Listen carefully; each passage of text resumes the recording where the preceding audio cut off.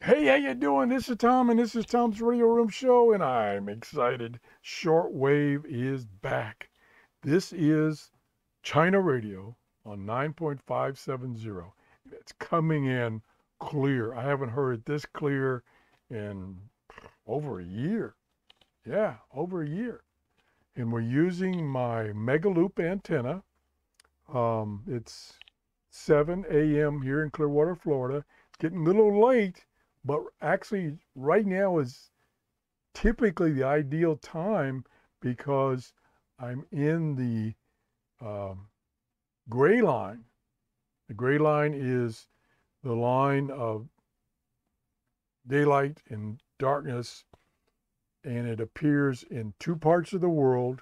One world, it's getting dark, and the other world, it's getting light. I'm in the part where it's getting light, and something about that, the ionization or something, propagation is typically better on shortwave if you're in that gray line.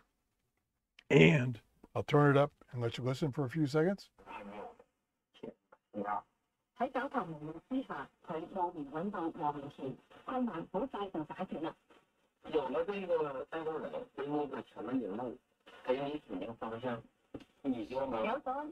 That is definitely China Radio, and that's probably like I say, that's the best I've ever heard it. It's coming in great. I have a setup now that I didn't have in previous years. I have that Megaloop antenna, and I've only got it about 12 feet in the air, and it's got trees all around it and everything, but it's working fantastic. It has a preamplifier or an amplifier. I'll turn the camera around here. There's my Grundig. It's not an Eaton, it's a Grundig. Oh, camera, quit shaking. Grundig 750. That was donated to me by one of my subscribers. He didn't like the encoder. The encoder is used to dial. So this is a digital dial, and the problem is it does, and I will admit, it does tend to jump sometimes. So it could be like at 9570 and you're tuning up, and it's like it's tuning at 5 megahertz increments, and instead of going to 7.5 it goes to 80, and it jumps like that. So you have to be very careful on the tuning. He said that was driving him nuts. He didn't want it anymore, so he sent it to me. So I want to thank him for that.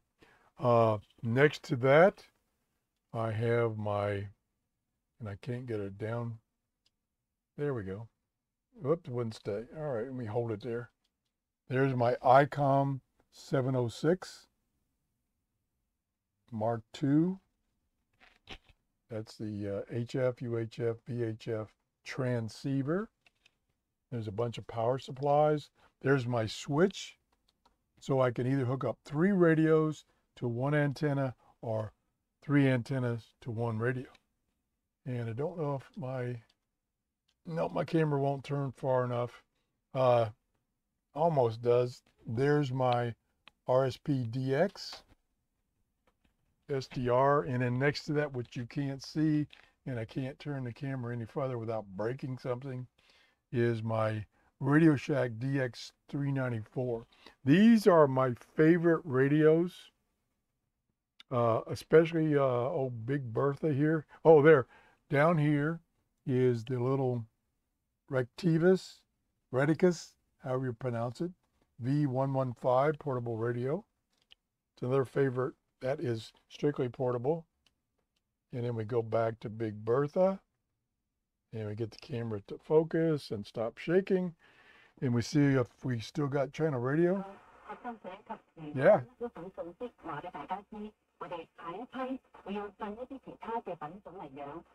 So that's working great. Yeah, shortwave is back finally. It typically comes back in the winter time, and we're approaching the winter. Matter of fact, tomorrow We're supposed to get winter here in Florida. Today is supposed to be like a high of 85. Tomorrow, the high is like 70. So that'll be interesting. That's about it. I'm finally getting organized, and finally shortwave is working. Even though I believe it's the A index is an 18, which means high noise level. So can you imagine what this signal, so you can hear noise.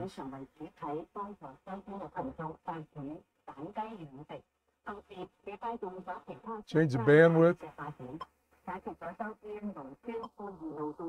That gets rid of the noise. We're down to 2.3. There's 6. And this radio, let me turn this down. This radio does have AM sync, and it works pretty darn good compared to the new radios that have sync that don't work at all. So I never use that sync detector. I never use it. It's kind of finicky. So the only radio that worked fantastic was the original Sony 2010. That's where it first came out, and it worked perfect. And unfortunately, I sold my Sony 2010, which is the stupidest thing I've ever done, because those things are like gold now. That's it. I just wanted to show you that shortwave conditions have greatly improved. Shortwave reception conditions have greatly improved, and hopefully they will get even better when that noise level goes down. And I'm pretty much set up. I'm back down in my workshop again. I've got some more antennas to put back up, like my 31-foot mega loop. No, excuse me, 31-foot vertical from MFJ that they gave me. Got to put that back up. That's my second best antenna. It does struggle when there's a high noise level. That's why I'm using the mega loop antenna. That cuts down on the noise. That's it.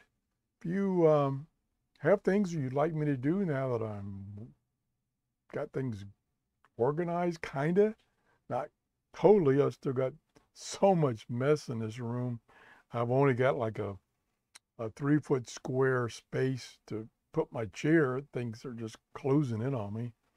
I did take down a computer that I had, a second computer I had set up on this workbench. I decided I didn't need it anymore. It was taking up too much space. And since I've got this 28-inch monitor, it needed more room. So I did that, but that's just all it and all its peripherals are just laying on the floor. So I got to decide what to do that. Maybe I'll give it away. I used to do that. I used to recycle old computers and just fix them up, give them away. But the demand for desktop computers has totally dropped. Everybody wants, for free, a laptop, and they're kind of hard to come by. That's it. I'm babbling now. It's time to stop. If you enjoyed the show, please give me a thumbs up. And thanks for watching. Have a great day. Bye-bye.